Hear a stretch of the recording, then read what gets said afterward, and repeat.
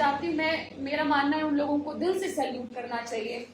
और एक और बात बोलना चाहती हूँ, ये आप लोगों को कुल्लू जिले के लिए साबित होती है कि कुल्लू प्रशासन को आप लोगों की जरूरत है, आपको प्रशासन की जरूरत नहीं है।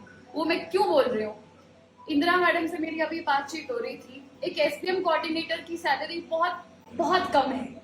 माफ कीजिएगा, जो कॉल सेंटर्स में जितनी सैलरी होती है वो भी ज्यादा होती है, और ये तो एक सरकारी नौकरी है। मुझे बड़ा खेद है कि आज तक एसबीएम कोऑर्डिनेटर्स में इतनी यूनिटी नहीं आई कि वो सरकार के पास अपनी इस मांग को रख सकते कि भाई हमारी सैलरी को बढ़ाया जाए। क्यों? क्योंकि हमारा सैलरी के कंपैरिजन में काम बहुत ज्यादा है। एक कोऑर्डिनेटर है 40 पंचायतों के लिए, तो वो बेचारी लेडी कहाँ भागे बिना व्हीकल के, कहाँ दौड़े। तो ये इन्होंने इतने साल नौकरी जो है वो एक इंडिपेंडेंस के लिए और सरकार के लिए की। आज जब ये नौकरी छोड़ेंगी तो सैलरी पॉइंट ही नहीं आ रहा है कि सैलरी है या ये है। मात्र थोड़ी सी सैलरी जो है वो मैं नहीं मानती कि उसके लिए इंदिरा मैडम उनको सोचना चाहिए। बट माय पॉइंट इज कि आपके कुल्लू में लोग भगवान की दया से, आपकी देवी देवताओं की वजह से इतने भरे और पुष्ट हैं, किसी के घर में कोई खाने की ऐसी कोई समस्या नहीं है, सबके खेत है, आप तो 100 लोगों को खिला सकते हैं।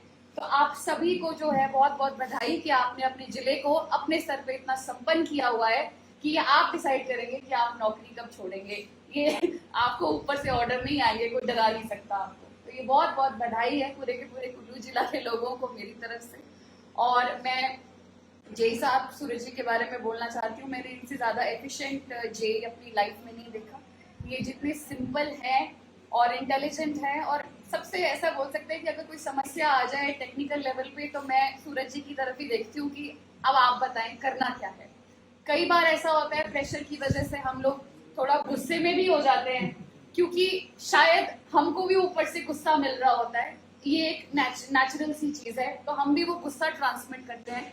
बट मैं अपने वीडियो के 2.5 साल से अब ये सीख के जा रही हूँ कि ऊपर से आए हुए गुस्से को नीचे ट्रांसमिट नहीं करना है, क्योंकि वही गुस्सा फिर आप भी आगे ट्रांसमिट करेंगे।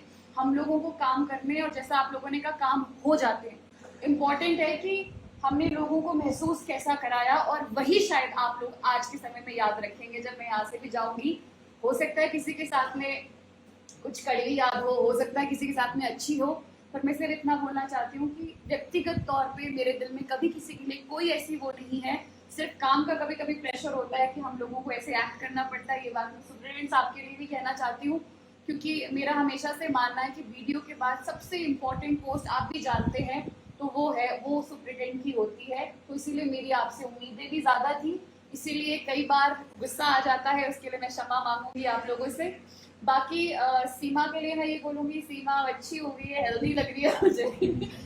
तो बहुत प्यार से काम किया हुआ है इन लोगों ने। कोई आप कह रहे हैं कि कभी प्रेशर नहीं आया, तो मुझे लगता है ज़रूरत नहीं पड़ी, क्योंकि आप सब बड़े हैं। और मेरे चाचा या मेरे मामा या मेरी माँ की उम्र के भी लोग हैं, तो मुझे नहीं लगता कभी मुझे ऐसी ज़रूरत पड़ी कि मैं आप लोगों को समझाऊँ। आप लोगों ने बहुत ऑफिसर्स देखे हैं, मैं आपको सच्ची सी बात बोलूँ तो आप लोगों ने जितनी सर्विस करी है उसमें पता नहीं बोलते 3600 ऑफिसर्स देखे हैं, तो ये बिल्कुल एप्ट बात है कि आप लोगों ने बहुत ऑफिसर्स देखे हैं। तो मैं बस इतना ही बोलूँगी कि आप सभी का बहुत बहुत धन्यवाद कि आप लोगों ने मेरे साथ कोऑर्डिनेशन बनाए रखा, और कभी भी मुझे जिला स्तर पे ऐसी कोई एम्बेरसमेंट नहीं हुई अपने काम को लेके कि मेरे सेक्रेटरीज मेरा कोई काम नहीं कर रहे हैं या कुछ नहीं कर रहे हैं। बाकी शंभू जी को मैं बधाई देती हूँ, क्योंकि शंभू जी को मैंने जिस हालात में शुरू में देखा था तब मैं थोड़ी सी डर गई थी। बट मेरा ऐसा मानना है कि जब हमारा स्टाफ है तो हमें अपने स्टाफ पे कभी भी गिव अप नहीं करना चाहिए, क्योंकि वो भी किसी ना किसी परिस्थिति से गुजर रहे होते हैं। तो मुझे एक प्रकार से केस स्टडी मिली है आपके माध्यम से सीखने के लिए कि ह्यूमन नेचर को डील कैसे करना है।